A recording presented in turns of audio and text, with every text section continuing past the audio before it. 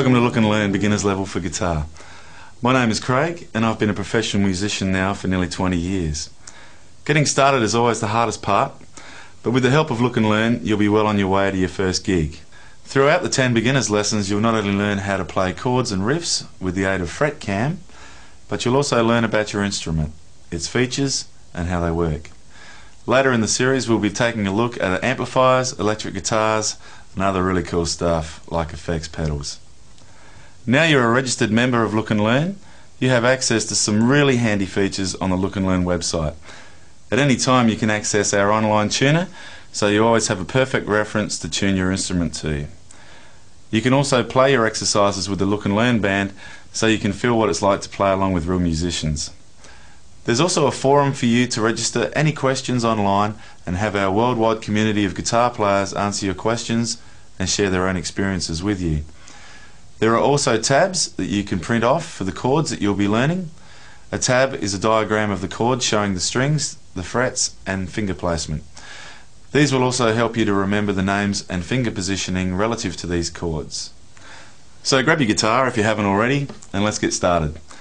Firstly, let's have a look at a few of the features of your guitar. For this demonstration I'm using an acoustic guitar. You may have an electric guitar, but either way they both have the same basic features.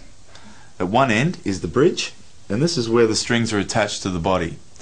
Follow the strings down the neck, which is this long bit here, to the other end where we have the nut, which is where the strings rest. And finally, the tuning pegs that enable the strings to be tuned. You'll also notice that you have 6 strings on your guitar, well hopefully, and the names of the strings are E, A, D, G, B and E. This is the bottom E. This is A, this is D, this is G, this is B, and this is the top E. You'll need to be in tune with me before we can go any further. Now you may already have a tuner or a pitch pipe that you can use, but for those of you who don't, there are a couple of ways we can get in tune. Firstly, the Look and Learn website has a built-in tuner. Just click on the note and tune. This is a great way to get an accurate starting note. This is E. Now, you'll notice up here you have 6 tuning pegs, and the first one, this one here, is connected to the bottom E string. Now depending on which way you turn the peg will determine the pitch. If you turn it this way, the note will get higher, or the other way, and it will get lower. Your aim is to listen to my note and match it. Right, this is E. Now try and get as close as you can by adjusting the first peg up or down. Now once you've done that, we can tune the rest of the strings of the guitar to the E string, and here's how we do that. On the top of the neck is the fretboard, and you'll notice these metal strips across it.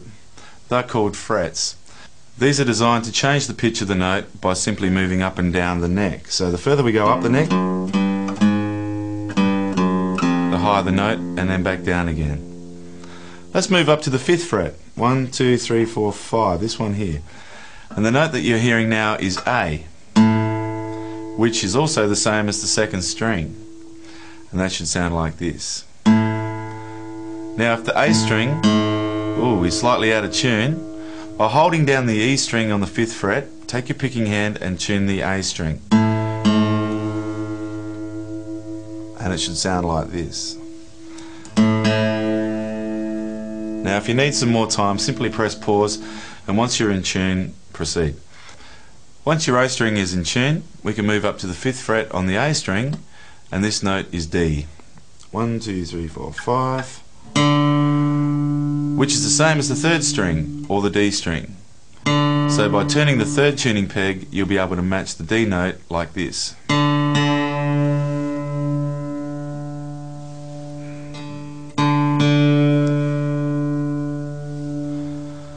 Now we have the D string in tune, we can go up to the 5th fret on the D string to make the note G. 1, 2, 3, 4, 5. Again, simply adjust the 4th tuning peg to match the sound of the G string like this.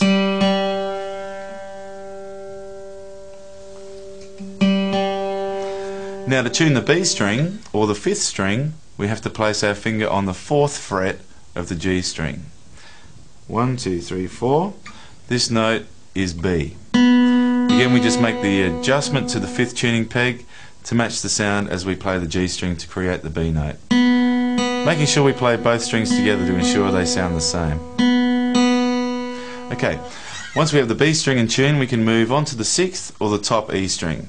Again, we place our finger on the 5th fret on the B string, 1, 2, 3, 4, 5, and this note is E.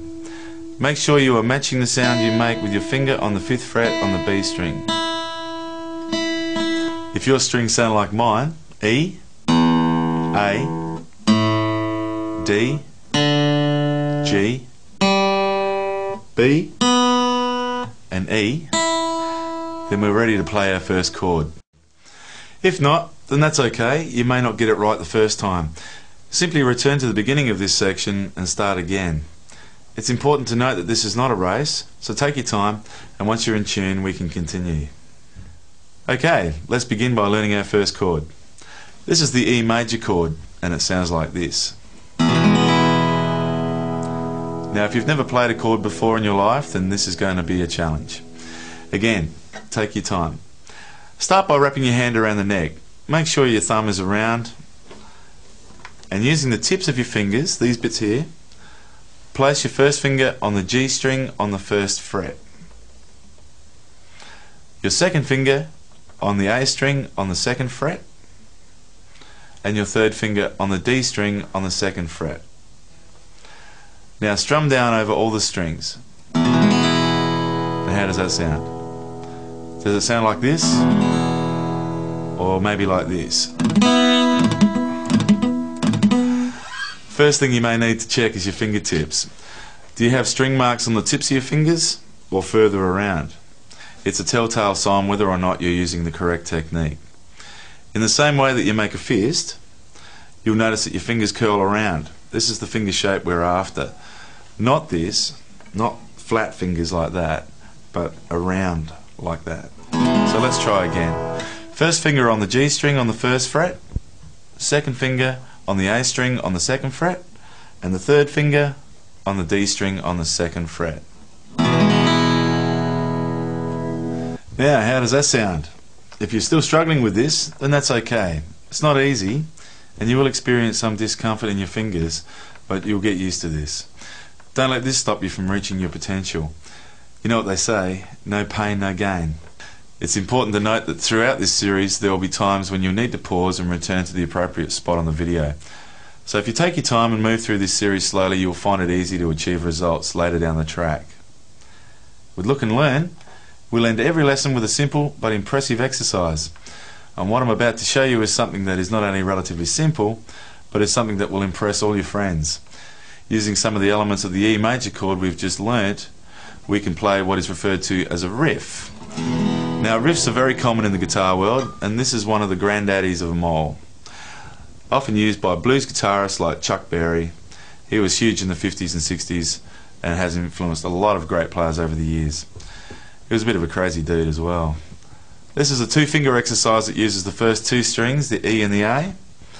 Now, by placing your first finger on the A string on the 2nd fret, right there, we start strumming the bottom 2 strings, the E and the A, like this.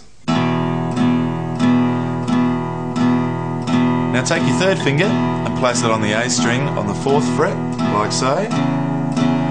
You may not be able to reach it with your third finger, so use your 4th finger. Now when you alternate between the 2 fretted notes like this, you have one of the most common rock riffs ever used. Every guitarist has learnt this at some stage of their life. So just go at your own pace with this. You can increase the speed of the riff as you get more comfortable.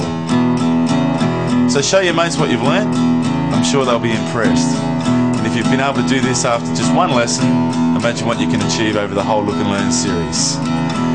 Good luck, practice hard, and again, if there's any stage you're struggling, simply return to the beginning. I look forward to seeing you back for some more real cool stuff in the next Look and Learn lesson.